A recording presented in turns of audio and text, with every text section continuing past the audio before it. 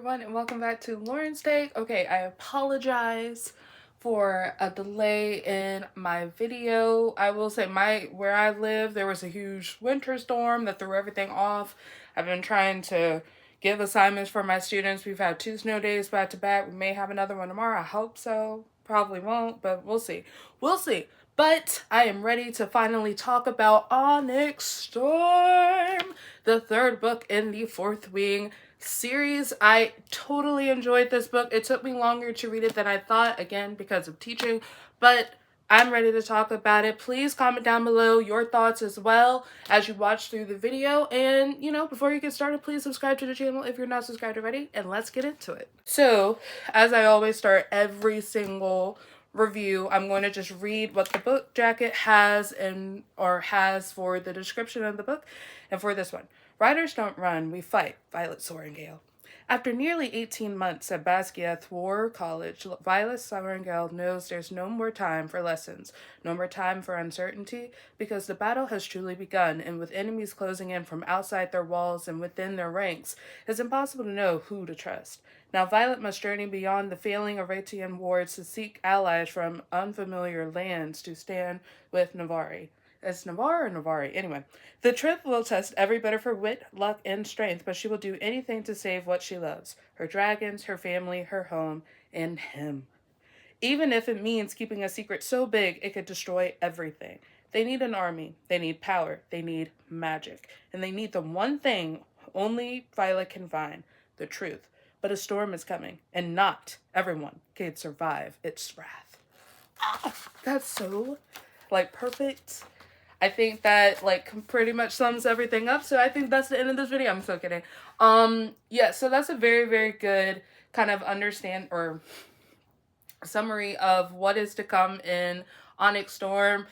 At the end of Iron Flame, of course, we were in that situation of, Violet had lost her mom. Xaden unfortunately became Venom because he channeled within the earth. I get so confused about, how Venom become Venom and, all that crap. But he was somehow able throughout this book to, pull back, unlike Jack. And it was, the craziest thing. And it was just, all right. Oh, spoilers. I already started and I put a disclaimer in the title for the video. But spoilers are ahead. But I will say this one was really, really fun. I enjoyed this one because they weren't in Basgiath the whole time. They weren't in, where is the place? Is it Aretia? Yes, I'm pretty sure it's Aretia. Yeah, Aretia. They weren't in Aretia the whole time. Iron Flame, they were in there for, half the book. So that was kind of fun to be in multiple different places in their realm, if you will, and we got to meet some new characters. We got to be able to kind of see into why certain things have been happening and whatnot. But the one thing that I was losing my mind over, it was just so many things happening. This was definitely one of the books where you can tell it's probably the middle of the series. I was talking to one of my teacher friends who also loves the series, and she was already saying that Rebecca Yarros has said that there are going to be 5 books in total in the series. So I would definitely say Onyx Storm served as okay, we're kind of wrapping up a lot of the things that we were talking about in the first book and the second book, but now we're moving into new territory. New things are happening. We have a new journey, which was not mentioned in the review, in the summary, in which Violet and Xaden and a lot of other characters, including Redok, I say Redok, but anyway, all of them are trying to find Andarna's kind, and we know Andarna is Violet's second dragon. And so I think that was really, really fun to be able to see, this is where they were able to explore past just Navari and Aretia and all the other places that we've been so far. I really like that because, one, we also, oh my gosh, this is probably one of the most important things. We met Xaden's mom. That was wild. I was just hold up. There were so many things happening in this one, but we finally definitely got to see, and I apologize, this review is going to be all over the place because I have so many thoughts, but that in of itself is probably the most the craziest thing. And then also finding out Violet's other signet. which, like, to this day, like, I'm still, like, hold up, because we already know that Xaden is a form of an Insensic, and he has been able to hide it this long, which is wild. But now we think Violet may have a form of it as well. But hers is so crazy because she can just walk into people's dreams without even trying, which is like, what? And so, and how freaked out Xaden got about it was like crazy to me. It was just like, what is happening? So I think there were just like a lot of just like really crazy plot twists. And I will say that is something Rebecca Yarros does so well in all of the books so far that I have read for Fourth Wing, in terms of just being able to just throw things at us, and we're just kind of like sitting there like, what? You know, like just kind of breathless and not trying to like figure out what is going on, how is that possible, how is it not possible, all of those things, and then we get thrown into another one. And of course, this book ended on a crazy cliffhanger once again. You know, it wouldn't be a Fourth Wing book if it didn't end on a crazy cliffhanger, but it makes you want to keep reading more. So kudos. So yeah, there were like really major plot twists that I was not expecting, but I love them all. I think they added more they added higher stakes overall to the whole story. There were people dying left and right. There were characters who we thought were going to die that almost died, that like, Chad, I was like, what are you doing, ma'am? Like, you were just like, let's do all of these. She made us wait for this one too, because Fourth Wing and Iron Flame all both came out the same year. Fourth Wing came out in April. Iron Flame came out in November of 2023. Both of them came out. I read both of them within a time period of like within a few months of each other, because I got into Fourth Wing way after it came out. Like, I don't think I read it till September, and then I read Iron Flame around Christmas, so it was like a shorter amount of time, but then I had to wait like the full year for this to come out, and I started reading it as soon as it came out. So, you know, it's all those different things, and it's like, but I really truly enjoyed this one. I think it was definitely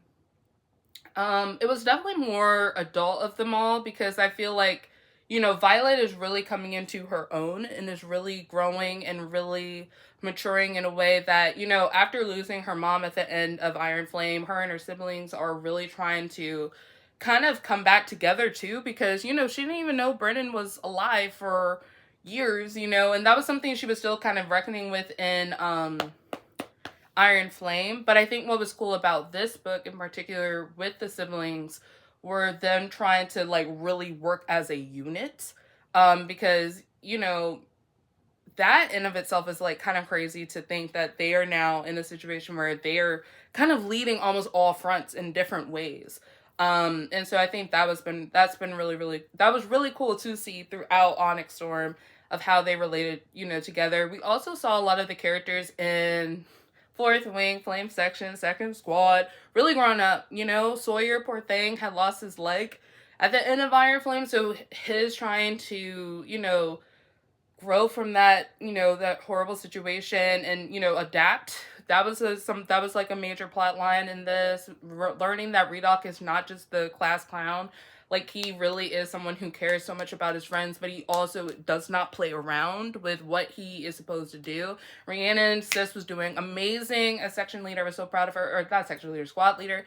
And I was so proud of her, and really seeing her kind of come into her shell. But that is also one thing that I wish we had a little bit more development with, because we got a lot for Sawyer, we got a lot for Redoc, but we didn't have a lot for Rhiannon. And I think a lot of people were saying that with her as well. So I think that could have been a little better in terms of her growth. Maybe that's going to come in the next book. I don't know. Because I will say in Iron Flame, I think she was very prevalent in her kind of coming into her own and really trying to figure out things for herself.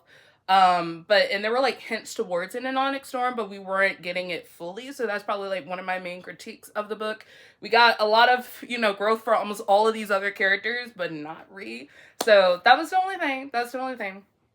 At least with our favorite squad in the world. So yeah, I would say that. And yeah, but let's talk about our faves, Xaden and Violet. All right, so Xaden and Violet, they quite literally just, I love those two so much. But I think what was fun about this this book in particular is like, we're not in that situation of like, are they going to stay together, are they not? That's pretty much like, we're going to be together forever to the ends of time. And that's one of the main things that Violet had to keep secret, that Xaden was Venom. And how having to keep that from her siblings, having to keep that from her friends, having to keep that from literally everyone, plus her own secrets that she had to keep. Like, it was just a lot on our girl. But I feel like this book just made them come out stronger than ever. And you know, there were so many things that kept happening when Xaden was like, before the end, way before the end, when he was like, when his mom, was it his mom, or it was one of the aisles that they had to go to, and I'm pretty sure it was his mom, but I'm not 100% sure, where they were like, oh, yeah, you need to marry someone. You need to marry her. He was like, okay, draft up the papers. And then he was like, yeah, and that's Soaring Girl with 2 R's. And I was like, this boy, like, I love that man so much. But he was so serious. Like, it was just like, I was just like, you want that. I mean, their love, though, is so just like, it's so intense at the same time. Like, I love them together, but it's also one of the, like, more intense relationships in which they both are very much ready to risk everything for one another. And though we love that, it's coming as a weakness for both of them. And I'm intrigued to see how that is really going to really start hurting them in the 4th book, because I think by the end of this one, we realize how dangerous it was. And especially to see how we think Xaden kind of came, like, I'm pretty sure by the end, Xaden becomes a full-fledged villain, but the only thing he's holding on to is Violet. And the fact that we still don't know what happened, because we had that one chapter in his perspective, and I was just like, and then in the end, we just see a ring on her finger, and they're like, oh my gosh, yeah, you're married, congrats. And I'm like, and she's like, what? Like, we were so confused. I'm still confused. I still don't know what's going on. But that was like a very strange thing, but I'm so excited for that to be like completely fleshed out in the next book, because I'm like, what is happening there? But that's going to be really exciting.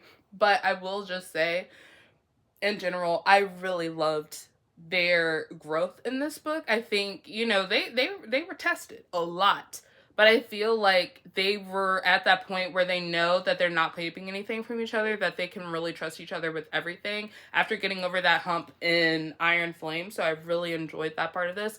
And it was just cuteness. It was like just little cute moments. It wasn't always the scandalous, intense, you know, scenes that we usually have with these two. It was more so like, this is a couple like literally getting to married status, you know, who really just love each other so deeply, so beautifully. And it was just, I loved it. Chef's kiss. But yeah, so we love our faves. We love our faves, you know? It's just great. So one thing that I did want to say in terms of critique, I'm about to wrap up this review. I know I've been all over the place. Please forgive me. It's like my thoughts are all over the place. And I finished this book like a week ago, so it's like, and I've read 2 books since I finished it, because I had to calm down. I had only been reading fantasy this year so far.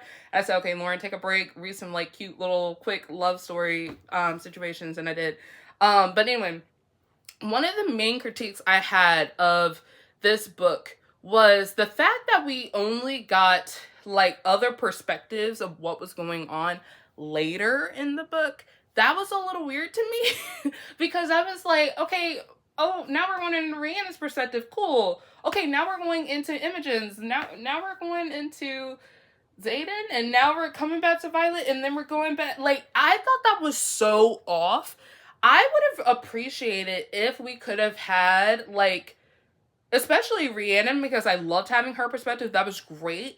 I was like, especially since we know that Violet was away for so long, it would have been great if we would have had Rhiannon's perspective of what was going on. Either Rhiannon or Brennan's perspective of what was going on. Or like have Brennan, have Rhiannon, have Violet. Because then we're in the main fronts. I thought that would have been really cool. So that was kind of weird. It seems like she kind of like threw that in there close to the end. But that was like my main kind of like, why are we having this close to the end of the book rather than we should have had it kind of throughout, because it just kind of threw us off guard, I will say. So that was the thing. But she did that in Fourth Wing too, because we didn't get Xaden's perspective until close to the end, and it was only one chapter. And then I want to say Iron Flame. I think there was more Xaden and Violet, but I can't remember if it was like a dual situation where it was just dual perspectives. But it was interesting. It was interesting. I think that's something, if she wants to do that in the future, have it just more consistently throughout the novel. I think that was like literally one of my main like qualms, which is not that big a deal, but is like one of the things that stuck with me. So that and Rhiannon, wish she had more development. But other than that, I really love this one. I thought it was really fun. I thought it was really great. There were some slow moments, and at different points in time, but I still read it, you know, fairly quickly despite all of the things I had going on. And I really cannot wait for the fourth book. I loved, again, all of the plot twists, all of the cliffhanger at the end. I'm really intrigued to see what's going on. You already know, as soon as we find out about it, I'm a pre-order. Like, I pre-ordered this one and got this beautiful, beautiful collector's edition of it. It's so gorgeous.